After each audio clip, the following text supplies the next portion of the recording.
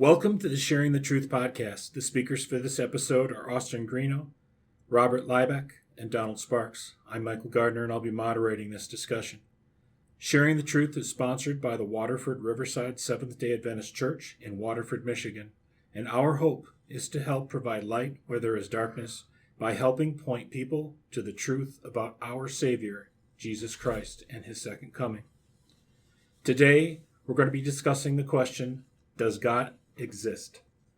Whether this is a question you have pondered or struggled with yourself, or you simply want to know how to answer the question to help someone else come closer to accepting God, we hope to help you handle either situation successfully.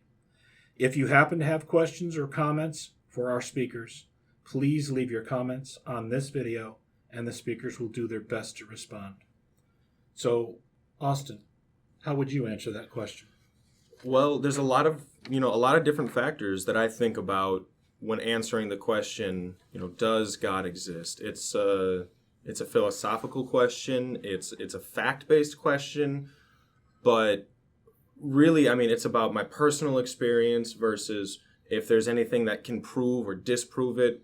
So, what I look at is, are there historical evidences to God existing? Are there scientific evidences to God existing?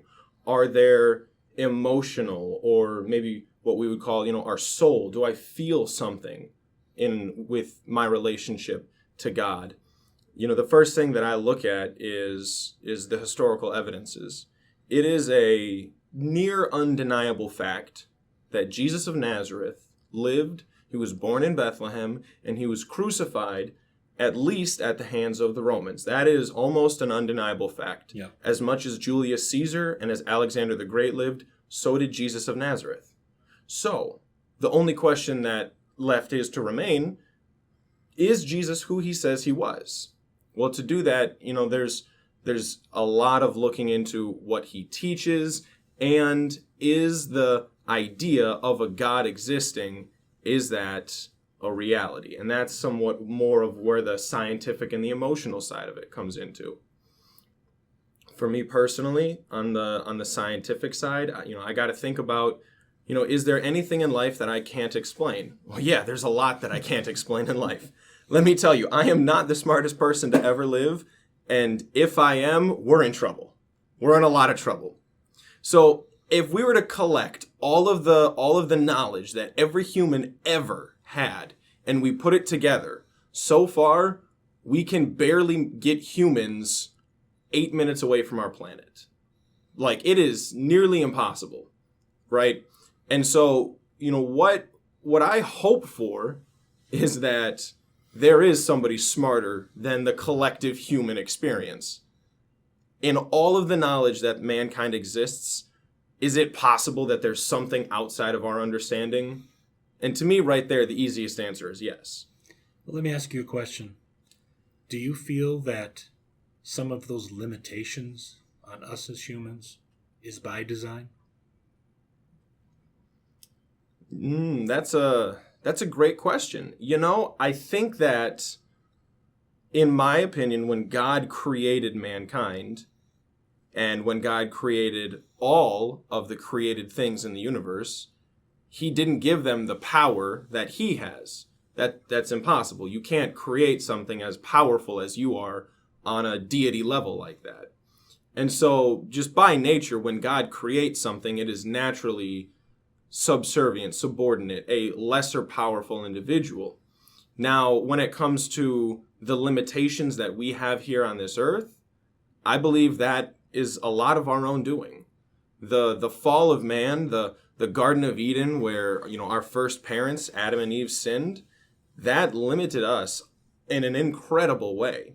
We lost our connection to the creator of the universe, and because of that, we are continually diminishing as a species, which a lot of people who believe in evolution would seem to say, we're only going to be getting better. But so far, we have about 4,000 years of tracked human language, which coincidentally 4,000 years ago, we believe there was a great flood and only 8 people survived. But about 4,000 years ago, we can track human language too. And in that span of time, There is absolutely nothing that we've gotten better at as far as a physical, biological species. Don, you were gonna... Yeah. So, from a biblical standpoint, answering that question, does God intentionally limit that, or does people limit that to make it so that we can't achieve what more than what God can do? And actually, from God's own words, if you trust in the Bible as your source, Genesis chapter 11, when they're building the Tower of Babel, by God's own admission or God's own acknowledgement, he says this about the builders of that Tower of Babel. In chapter 11, verse 5, it says, "But the Lord came down to see the city and the tower which the sons of man had built. And the Lord said, Indeed, the people are one, and they have one language, and this is what they begin to do. Now nothing they propose to do will be held from them. Come, let us come down and confuse the languages." And other translations basically said, nothing that they collectively do with their knowledge will be withheld with them. They can accomplish anything, in a sense, right, they put their minds to. And you can see that in the world now. Look back 50, 60, 70 years ago. Everything is involved so much, just curing of cancer, curing of any health diseases. Way back in, say 1800s, you got the flu, you might just die from the flu. But now with technology that I feel God gives the people, we can now help people and save people from all these diseases and things. Yeah. And I think God, when created us to be creators, in a sense. And what I mean by that is we have the ability to think and to reason and to build and to explore. And I believe God put it in, gave us the ability to do that, where, if you look at Genesis chapter 3, the serpent, the devil, when he deceives Eve, he says, God is withholding something from you. He's trying to deceive you. He doesn't want you to be like God. And therefore, he doesn't want you to know good and evil. But if you eat of this fruit and you follow me, then you'll have a better experience. You'll be like God. And God is not withholding us our ability to create and to learn and to grow, but he is trying to also protect as well. And he didn't have a desire for us to experience the fall of sin and to know what it is to be separated from him. I wanted to add on to the creation aspect of what you're saying. Creation of beings, of everything, has order. There's a designer behind that. Nothing is created out of chaos. Everything has a structure. If you look at, I'm going to bring it to a more modern approach, a computer programmer is aligning up ones and zeros to make the computer code do a certain thing. That's by design. And if we think that you can randomly just throw all those ones and zeros in there and actually have something that works, that's not going to happen. Going back to, we were created, and there's a balance in everything in nature. Everything has its equal part that plays into an ecosystem. That's all by design. To think that that was even done through chaos is just completely ridiculous to even suggest. So the whole concept of evolution, basically, there's been studies that have shown that for each new generation, we've got like 1,000 different anomalies that get formed in your genetic code that are not improvements.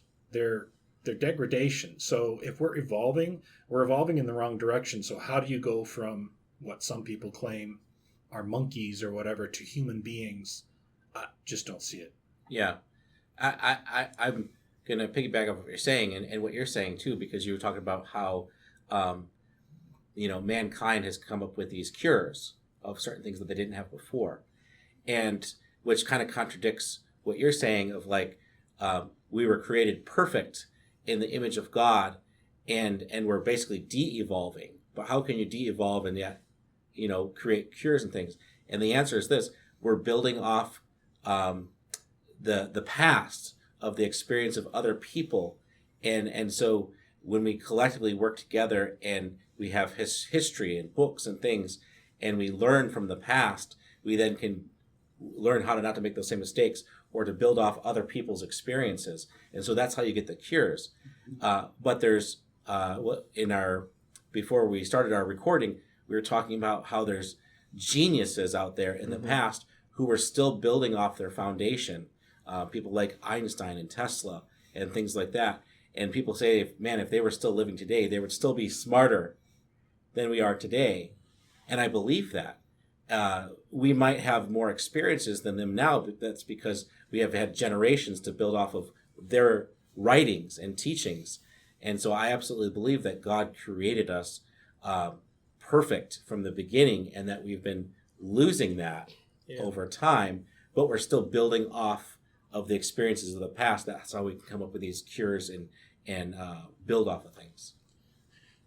Yeah, and I love that idea of talking about some of these older figures, some people who I really love studying into, like Archimedes, Leonardo da Vinci, people like Mozart, who the things that they created are absolutely incredible. And the ease with which they created them, they almost stumbled into, oh, let me just recompose a piece that I heard once and miss 8 notes. Like, just absolutely incredible stuff. But Michael, when you were talking about that computer programmer, it made me think about this idea of intelligent design, and no one would see the most complicated computer program that the world had ever seen and thought, wow, that program just wrote itself. Not only did the program write itself, but the computer that it's on created itself. If you walk into your kid's room and you see a nice Lego structure put together, you don't sit and wonder, how did that get put together? It's like, well, clearly somebody made it. The world that we live on, everything that exists, we assume somebody put it there. And it's so funny to me because you go back, Isaac Newton, what was he, like 23 years old when he just invented calculus? That's ridiculous. I'm 25 years old now. I didn't even take calculus. I saw those books and I said, no thanks. But this guy, he's just like, I've got some ideas about the way the world works. And we are still chasing that level of greatness. Every single human on Earth is essentially coded with 4 letters, with C, T, G, and A. And those 4 letters put together make everything about us and everything with us. Bob, I think you had a point about the creation of the universe. And, if you'd kind of like to explain that, that's like a personal side of things where there's no way that it's an accident. Right. Yeah. Well, what he's talking about there is like, especially for you people out there that still believe in, there was a big bang theory of how the world was created and how everything was created. You're partially in your mind, you partially are right, because God, just when he created everything, he spoke it. And as soon as he spoke it, it happened. So that's more of a saying is, yes, God spoke it and bang, it happened. And that's how we have to look at in this world. The one thing I wanted to point out too is, if there isn't a power or being or source that created this world, how do we get our morals inside ourselves? Like, for example, humans, we have our own personal reasoning. We have our own personal free will. We can pray if we want to. So all this means that, how can we explain this if it was just a materialistic explosion,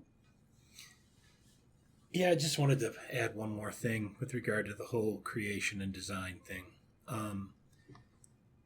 DNA is the most complex set of coding, so to speak, and use the term, that has ever existed. And if we can't give God credit for that, please explain to me where it came from, because it is perfect. It has its pieces in it that make us who we are, and some of those pieces are not all the best things, traits, so forth. But the way DNA code typically is for any average human, it's perfect in the way it was designed. So when I think about something like that, for anybody that's a dinosaur fan like I am, if you've ever seen the movie Jurassic Park, they go over and explain in this movie, obviously science fiction, but how they recreated the dinosaur. And it's a fascinating process where they take prehistoric DNA and they combine it with very specially designed modern DNA to create life, essentially. But the funniest thing about that to me is we have been working on recreating some of these dinosaurs for whatever reason. I don't know. People probably didn't see the movie. But we've been working on creating at least the woolly mammoth, which was so fascinating to me because I love elephants. We can't get it to work. And if the modern day humans, which right now we have as much knowledge as humans have essentially ever had in their history, if we right now today cannot create something that has already been created and we have the DNA of it, we just can't get it to live, how could we possibly expect life to create itself then?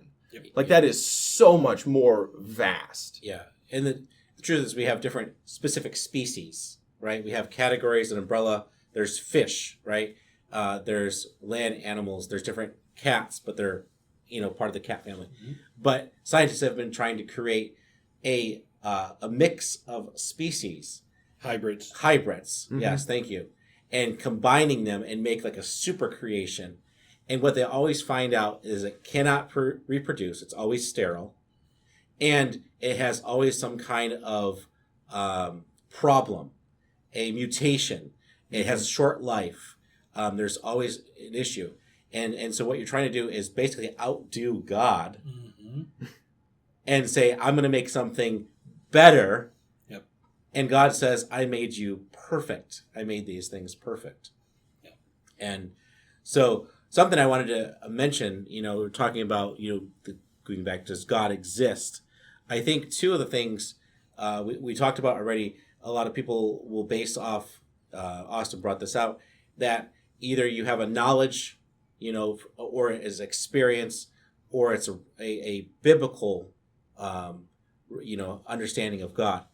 And so going to specifically the experiential, a lot of people now today are joining the Christian church because they have an experience with God. And what that means is a lot of the preachers out there say, well, if God is blessing you with finances and money, then you must be doing something right and following God. And he exists because you're being blessed by God. That is so unbiblical because God says in his word, he says, if they persecuted me, they'll also persecute you. If the world hates me, the world will also hate you. And so expect persecution, expect problems, but don't be afraid because I'm with you. And the other thing is you have this Holy Spirit experience, where people are being healed from miracles and things like that. And people that are lame are starting to walk. And so you find this in a lot of churches where people are saying, wow, God must be real because of these things, right? But the Bible also says in Matthew 7, verse 21, it says, not everyone who says to me, Lord, Lord, shall enter the kingdom of heaven, but the one who does the will of my Father who is in heaven. On that day, many will say to me, Lord, Lord, did we not prophesy in your name? Mm-hmm. Did we not cast out demons in your name and done many mighty works in your name? And then he'll declare to you, I never knew you. Depart from you who practice lawlessness. And so the Bible is very clear that Satan can perform miracles because if he can give you a disease, he can take the disease away, right? He can make things happen. He's not the creator, but he can make things look like they're miracles. And miracles in themselves doesn't mean that you're a follower of God. It's doing the will of God and practicing his righteousness. That gives me like a lot of ideas for future topics. And if anybody listening has, like a yes, no say on this, please let us know. But, when I think about this, I think about something like, so let's just say we assume God exists or we don't assume God exists. We could ask a question, why do good things happen to bad people in this situation? Now, like you had mentioned, there are these people who they X, Y, Z, they do the right things, but God says, I don't know who you are because there are the the theological side of that relationship, but then there's also the experiential side of that relationship. And that's kind of where that separation goes.